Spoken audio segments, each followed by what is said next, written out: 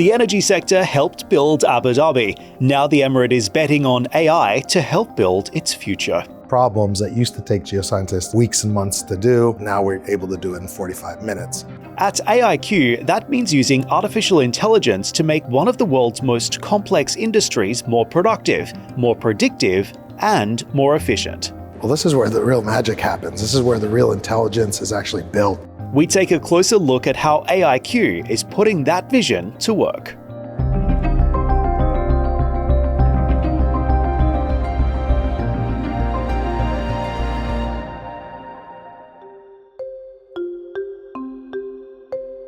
AIQ was launched in 2020 to help accelerate the energy industry's adoption of artificial intelligence. The company uses AI to optimize drilling, production, and maintenance by analyzing operational data in real time. Its edge comes from developing and testing AI inside ADNOC, the UAE's state-owned oil giant, before scaling those solutions to customers around the world. The company is jointly owned by ADNOC and Presight, an Abu Dhabi-based AI and data analytics company that emerged from the G42 technology group. AIQ says its goal is to improve the safety and efficiency of energy operations and has ambitions to export UAE-developed AI to energy markets around the world.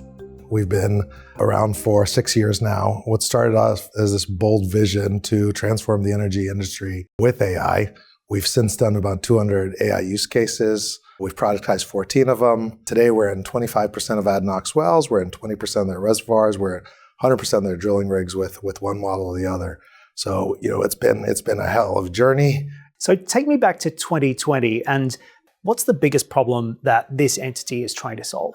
When we were formed, it was really to accelerate the development and deployment of AI to the energy systems. The idea was taking the infrastructure that we had with G42 and Presight and the sovereign infrastructure we had, together with the data, and actually build models to solve problems in the industry. We were out there trying to make our energy systems and transform them and become more productive.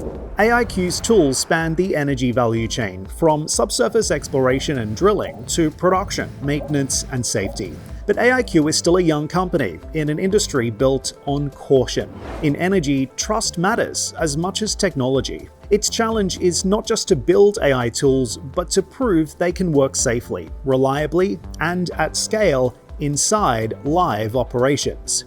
Let's get down to brass tacks here. How exactly does AIQ make money? Well, through several ways. We've got our professional services, but we've also built products that we can license, the deployment of those products, and then, of course, the maintenance support moving forward for those products. And so walk me through those products in particular. You mentioned there's about 200 individual use cases today. What is the most significant among those use cases, and what exactly is it doing? It's evolved since the inception of AIQ. And we think about AI, people started talking about it in 2016, 2018. So in 2020, we started building this bold vision, which were a bunch of point solutions. 2025, it was really about agentic AI and agentic solutions. A new force is transforming energy. Hey, Energy AI. Smarter decisions and endless possibilities. I'm approaching the receiver. We announced our first of its kind, large scale agentic AI with Energy AI. We've taken over 1.1 million documents, and we've been able to take workflows within the subsurface and actually solve problems that used to take geoscientists weeks and months to do. Now we're able to do it in 45 minutes. So we built solutions, everything from the boardroom to the control room. So across that value chain in the industry, and when you go and have conversations with CEOs in the industry, or you're speaking to these companies, potential clients, how receptive are they to Abu Dhabi AI? Well, I think they are very receptive to AI in general. Whether it comes from Abu Dhabi or elsewhere, I think one of our biggest differentiators as Abu Dhabi AI is that we've been able to take this infrastructure that we've got here through our G42 all the way with the ADNOC data, and we've been able to build models around that. Many of our competitors talk about being able to theoretically build these models with physics models, but they don't have the real-time data that we've got. And we've had some of these models in the systems for over 6 years. So when we talk to these CEOs, we talk about that we've done it. These are proven technology that we can put in their systems. And in the industrial world that we live in the energy sector, You can't really mess with some of these wells that are producing wells with what you theoretically can do. It has to be what you've done. Just characterize it for me. How transformative has AI been to the energy industry? Gosh, I think we're just scratching the surface. I think it's been quite significant. Our ability to help our customers, analyze, visualize, and decide, or whether it's, automating wells. We really focus on three different things at AIQ. One is autonomous operations. We want to make sure that we can keep people as far away from the well sites as possible, because that's going to make everything, a lot more safe. We think about subsurface, solving problems, underground, what we cannot see. And then, of course, the physical intelligence, where we want to connect the digital world with the physical world in real time. As AI becomes more embedded in critical energy infrastructure, protecting sensitive operational data is becoming just as important as improving performance. When we think about data sovereignty, we think about our customers' data. And for us, data sovereignty sits within our customer's tenant, which is within our G42, Core 42 infrastructure, or within our tenant, which also sits within that national sovereign cloud that we've got. So that's really the way we think about, data. And we think about data wherever our customers store that data. We never take data out of our customers' platforms to actually deliver what we need to deliver when it comes to models. How do you overcome the inevitable security question, though? And is that a challenge that you've seen being presented by CEOs that you speak with, or those in the energy industry? Well, I think many in the energy industry would realize and understand that ADNOC is probably one of the most strict when it comes to cybersecurity, when it comes to security. And what we've proven in the last 6 years, and we can operate within that framework. So, whatever challenges, our customers have when it comes to cybersecurity, we believe that we've worked with some of the most strict and sovereign parameters that we've had to work with. So we know how to do it. And this idea of being interoperable is also important as you continue to scale globally, right? Absolutely. And our customers are sitting on different tech stacks. Some are using Amazon, some are using Microsoft, some want to use Anthropic, others want to use OpenAI. So we're quite agnostic with what systems they'd like to use. For AIQ, the relationship between AI and energy runs both ways. As AI reshapes the energy industry, the industry's role in powering AI is becoming just as critical. We really believe that where there's AI, there's energy. Where there's energy, there'll be AI. We answer the AI for energy question, right? As the world needs more AI, or needs more energy, we want to make that energy system far more productive, far more efficient, far more safe, and far more sustainable. So that's really, what we do. And our data centers, the new refineries. Yesterday, we were taking oil and gas, we were turning them into fuel and chemicals. And today we're taking oil and gas and putting them in data centers and turning them into electrons. So exporting it before through pipelines, now through the cloud and fiber optics. So that relationship between AI and energy continues to get closer and closer and continue to merge. When you cast your mind forward into some of the solutions that you think AIQ will be able to deliver and provide across the energy industry in the years to come, what is the moonshot and what are you ultimately working towards?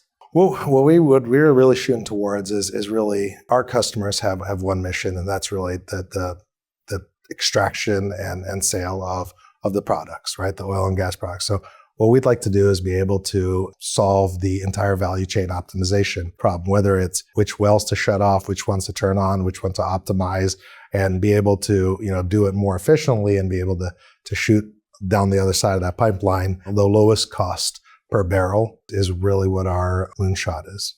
I myself have been out on an ADNOC platform, and it's incredible to see the level of automation that's taking place in real time across this industry. Do you see a future when one day, perhaps, we might be able to completely eliminate human interaction on physical rigs moving forward? Everything we do is, I believe, just because of the world that we live in, is going to always augment, the human capability. And we'd like to automate as much as possible, but, I believe that, we need to minimize the capability, but we want to be able to produce more. We want to be able to make it a safer place. But our goal is never to eliminate the human, because, at the end of the day, these are big decisions that need to be made. And as you see out there, I mean, it's still quite mechanical out there, and there's a lot of moving parts and pieces, and we're always going to need a human in the loop.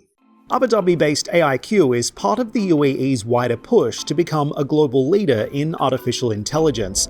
Under the country's AI Strategy 2031, AI is being deployed across key sectors, including energy. AIQ's advantage has been built at home, inside state-owned oil company ADNOC's operations and Abu Dhabi's digital infrastructure. The next question is how well that model travels. The company says it's now testing that internationally, with pilot projects and partnerships underway in markets including Colombia, Kazakhstan, Oman, and Indonesia. Are there any new markets that you're looking at getting involved in right now? North American market, the US and Canada. We're looking in Europe, and then the global south and Australia. And are you finding that there's a lot of competition in the sector right now to try and adopt this technology first or fastest? Yeah, it's quite fragmented. I mean, I always say that it reminds me a lot of the ERP race of the 1990s, right? I mean, some folks would give their business to the Microsofts of the world, and others were giving it to SAP, and others were giving it to startups. But you got customers that are trying to do it themselves. So we find ourselves competing with, customers that want to do it themselves. And then everyone that has been forced by their board to get into the AI business, all the way through to new players and startups with, 5 to 12 people, in the company. So, it's a competitive business. And at the end of the day, I think that, this race is going to end the same way, where there's going to be a few big players at the end.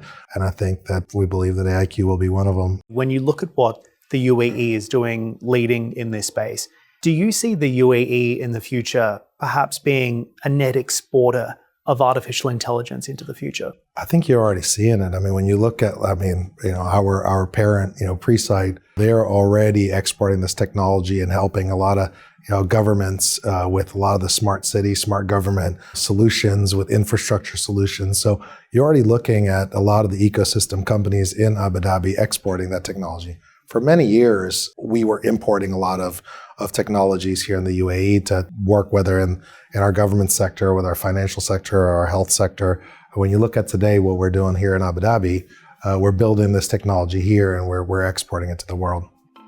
More than a year into the role as AIQ's CEO, Jol says it has been a steep learning curve, even for someone who has spent 2 decades working in the UAE's energy industry. I didn't start off as a tech CEO. I spent the last 20 years in the industry here in the UAE, working with the energy systems in one of the most commoditized businesses. But whether it's AI or a commodity product like pipe, valves, and fittings, I believe that, when you can prove to a customer you're either going to save them money or make them money, it's really value selling is what you do.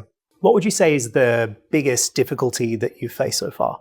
Really trying to get our customers to understand what AI is and how it can truly transform the industry.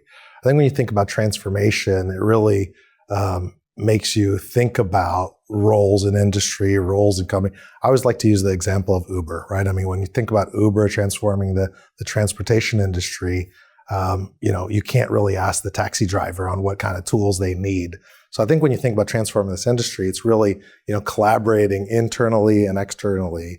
And we believe here at AIQ, collaboration is acceleration. And how would you characterize your own leadership style? Well, I think that, a lot of what I picked up in my previous companies was accountability, integrity, and fun. Why is fun important as a leadership style? Well, I think that in the fast race that AI is in, we got folks that don't sleep at night programming and coding, and in the startup world that we're in, we've got to make sure that we love what we do. I mean, it's, I always tell our folks that, if they've got that Sunday night gut check and actually toss and turn to go to work on Monday, I think you're in the wrong job. And so I think fun is probably the most important thing, and allow everybody to get up every morning and do what they want to do. What gets you out of bed in the morning? All the above, right? I mean, ultimately for me, it's the real challenge, and right now to the challenge of AI, the challenge of going out there and proving to the world that these solutions that we've created in Abu Dhabi is truly valuable. And I think that and making a difference is really what gets me awake in the morning and it gets me going.